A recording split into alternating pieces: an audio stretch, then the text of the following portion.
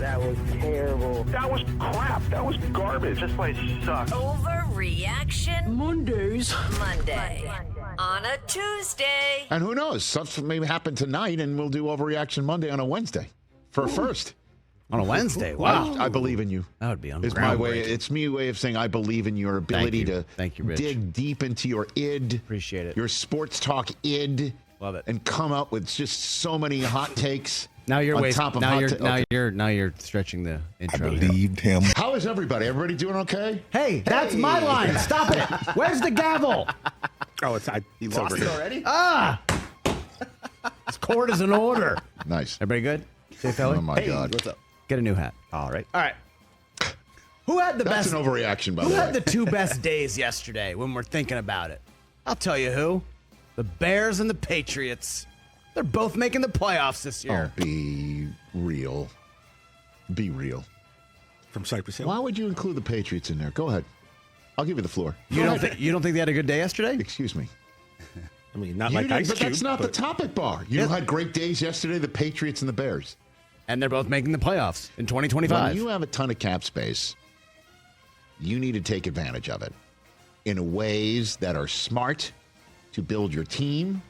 Certainly if you're starting at the bottom, which the Patriots are pretty damn near close to. They were one Joe Milton game away, the Milton game away from being at the very bottom, meaning at the very top of the draft order, okay? They made some smart moves. They did. I mean, some of their players that they have on defense now are terrific, and they got the guy who can figure out the pieces, including a guy who used to coach Harold Landry. I get it. But making the playoffs, Chris? We literally just saw a team have the 10-win second overall pick and go to the NFC Championship game. That's what the NFL is right now. You can turn it around in 1 year. Okay. There's nothing that convinces me that the Patriots can't be that team. The Bears making the playoffs is not an overreaction. The Patriots making the playoffs is an absolute overreaction. Right now in the AFC, where three teams in the AFC West alone made it, and they're only getting better. They're only getting better. And they already have their quarterbacks. They're not all going to make it again. Okay. In the AFC West. The AFC North. There's turnover every year. The North. Half the teams don't make it. The Jets signed Justin Fields. Yeah. And guess what? They're the Jets. But I'm not sitting here saying they're making the playoffs. You should. Okay. That part's an overreaction. But seriously, man. You should be very happy that the Patriots use some of their cap space wisely. You know, I am. It seems plucking like plucking one of the defenders of the Super Bowl who made Patrick Mahomes' night a misery. It was great, and Pluck he was him going from the somewhere Eagles, else too. They came in over the top rope. Did you see Vrabel playing blackjack the night before free agency opened? That was cool. What else? We talked a lot about Sam Darnold yesterday. Obviously going to Seattle. Sam Darnold should have stayed in Minnesota. He'll never have it better than he did in 2024. So staying in Minnesota, apparently it was a 1-year, $25 million deal. Oh, that was the part about what I was wrong about, one of my rumors, when I said that the Vikings want to keep Darnold in for more than 1 year. And now you hear it was just a 1-year, $25 million deal, which is why they didn't franchise him. Like, why would you franchise him for 1 year for 40 when you had 1 year for 25 on the table, and all he got for the team that gave him multiple years was 33? It's a pretty disrespectful offer from Minnesota. Well, again, they've got a kid in waiting who they believe in, and it's time to go to him or coach him up or hedge your bet best you can. So, I mean, it's not disrespectful. They have to understand it's not that they don't believe in him. 1 year, $25 million is pretty disrespectful. Okay. Well, they knew he would reject it, and he did. And so that's why I'm saying it really wasn't an option for him to go back to Minnesota. Was he going to take less money for 1 year to go back there and maybe not even get the starting job, or go to somewhere new that is clearing the decks for him, totally new spot where he can now live the rest of his playing career and take advantage of the opportunity in front of him? He's in a great spot, up in Seattle where they love their team, and in Sam they trust now. And on top of all of that, you know, the spotlight isn't as bright there nationally. Let him go there and just go and dominate and restore the team to greatness with a new coach that they've cleared the decks. They weren't doing that in Minnesota, so I'll call this an overreaction. What else? But yes, I mean, it's possible he'll never have it better than he had last year. Yeah, possible. But last year is not next year. Rich, you're a glass half full guy. There's no question. Although Myles Garrett turned me into a cynic for a good hour. Like I was steaming when I heard about that news over the weekend. I think Because he was Dr. Nichols. I think he got taken advantage of. You can't take that personally, baby. I didn't. When it all came down, I'm human. I'm laying it all out there. My emotions. I ran the gamut. But when I came here, I cooled off and I gave a more nuanced, normal, regular approach. Like we all have a number, don't we? That's true. The eternal optimist, Rich Eisen. Nuanced. I like that because that's why I come to you for nuanced approaches.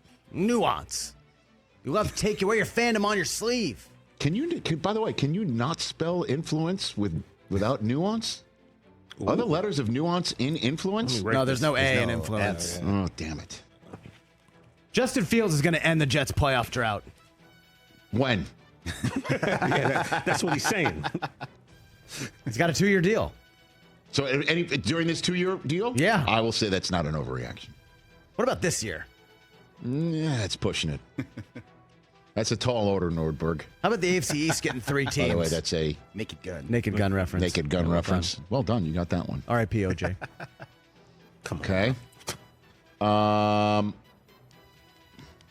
Yeah, I don't think that's an overreaction.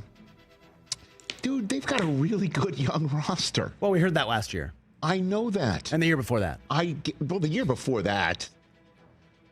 Listen, in the same way that Rodgers was a smart bet for the Jets, this is a smart bet coming off of the aftermath of Rodgers. He's the antithesis of Rodgers. This is a better bet than the Rodgers bet. Well, the bet that the Jets made with Rodgers was a smart one where it was a roster that surprised probably even them from growing up so fast that they were playoff ready at that point in time. And Zach Wilson had proven not ready for that moment. He couldn't grow with that team anymore. The team had outgrown Zach's pace. And so you had to get somebody who could pick up that pace, and 4 friggin' snaps in, his Achilles snaps, and the kid who had his pace outpaced is thrown in there. With Calvin pace. And so it was a smart bet. And this coming off of the aftermath of that with a new coach coming in is a smart bet. Let's put an age contemporary in the room with Garrett Wilson. And if you're giving Garrett Wilson an attaboy, please stick with us because we know we're going to have to sign you at some point. Give him his college quarterback and say, help him grow.